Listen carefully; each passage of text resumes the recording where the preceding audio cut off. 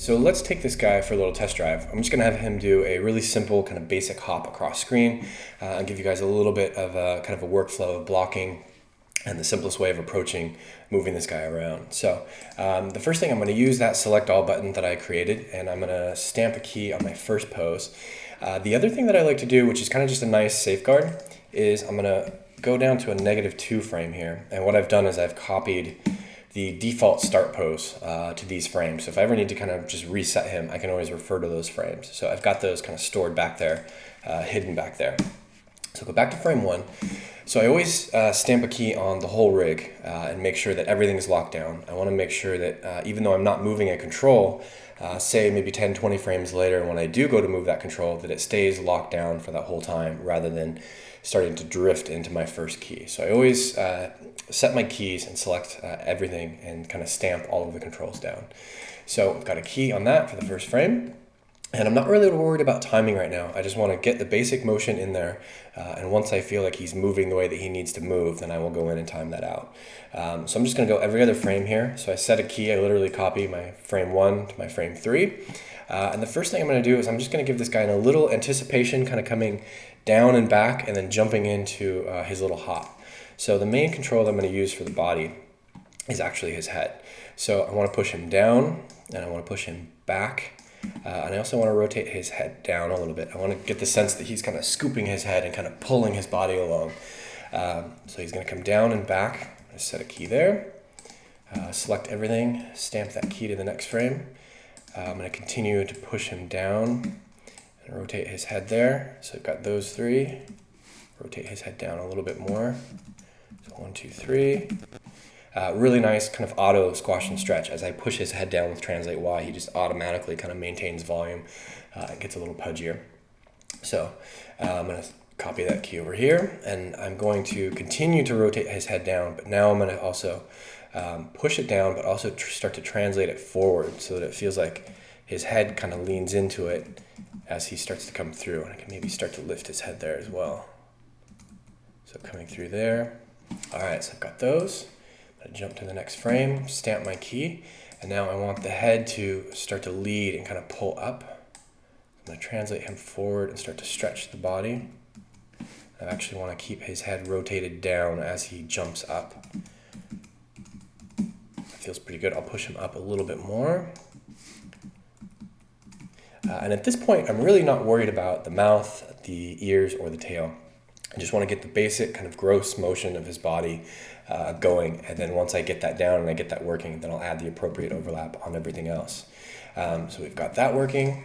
Set a key on that, stamp it to the next frame, and now I want to have a key where he's kind of at the last frame on the ground. His head's going to start to pull up, and it's going to start to translate up even higher. Now here, this is where I'm going to go back a little bit and start to shape his mid-spine there. So I'm going to push that up so it feels like he's got a nice kind of forward lean to him. So that feels nice. All right, let's grab the next key here. So I want to continue to stretch his head. I'm going to pull it up, rotate it back, kind of keep that consistent. Translate this out to give him a little bit more curve. And now I can actually start to lift him off the ground. So I'm going to lift him up. Translate him over. Feels pretty good. I might lower this a little bit just to kind of round that out. And I think I need to translate him over and up. I just want to give him a little bit more distance. Maybe even more than that. I'm constantly flipping my keys just to kind of see. It's the equivalent of rolling your pages, doing 2D animation. Really flipping through them and kind of feeling out that action as you go through. So between here and here, I think I actually want to rotate him back a little bit, and I'll translate him over. Okay, that feels pretty good. So set a key on everything. Let me make sure I'm just going to stamp across these, make sure I set everything just to be safe. Go to the next key. So now that he's up in the air, I want to start with his root control first. His head has led his kind of pull up into the jump. And now I want to make sure that it's consistent as he travels. So I'm going to isolate that control. So I want to continue to translate him over and up. And I want to kind of counter rotate him back. I'm going to switch to world space here and translate him over get that key into place. Give him a little bit more distance here. And now actually I can probably give him a little bit of squash by pushing his head back down. As he's up in the air, he's probably going to get closer to his normal volume. So he gets up to here. That feels pretty good. Stamp a key. Grab the root control again. He's going to continue to translate over and now back down as he kind of comes out of that simple arc of his jump. I also need to rotate him back to kind of keep that consistent. Give him a little bit more rotation here. You can see I'm really not worried about the tail. The tail's pretty much as stiff as it can get. I'll definitely loosen that up later. So he's going to get back to here. All right, so we'll stamp a key on that. And now I want to zero out his translate Y to make sure he's on the ground. I'll just make sure I set a key on that individually there. So now he's back down on the ground, but I need to continue his arc. I don't want him to come straight down. I got to continue that arc and that momentum towards screen left. So I'm going to slide him over. That feels good. I might want to drag his head behind a little bit and kind of push that back. So yeah, I'll push this one back and maybe rotate it up a little bit. And that one as well.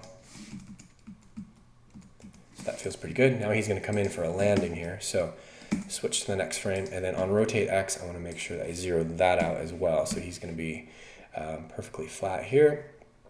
Let me set a key on that as well. So he's back down here, and now I probably shouldn't have zeroed it out so soon. I'm going to put a little bit of that back in so that he gradually kind of comes in for a landing here, and I want to counter animate his head coming back as well. And I lost a little bit of my translate. No, I didn't. Okay. There we go. So yeah, he's coming in for a landing. I'm going to push him down a little bit. Actually, you know what it is? It's this control here. I need to zero this one back out. Zero that back out so that his bottom stays flat. Key that one. There we go. And I'll continue to rock him forward. So yeah, just kind of finish out this little motion here. This one I will zero out there. Then I want to counter animate his head here and have it kind of come down. This one will start to come down. I'll delay this and I'll have his head rock forward a little bit. There we go, get a little bit more squash to that. So you get the basic idea here in terms of how he can locomote and come across. So I think that gives you a good idea of his main body controls. Again, I'm not worried about his tail or his upper body at all. You get a nice kind of lean anticipation, clean arc coming across, go into that landing. So I'm going to go ahead and time these out, and we'll jump into a new file and we'll start putting on some overlap. So let's check out the timed out version.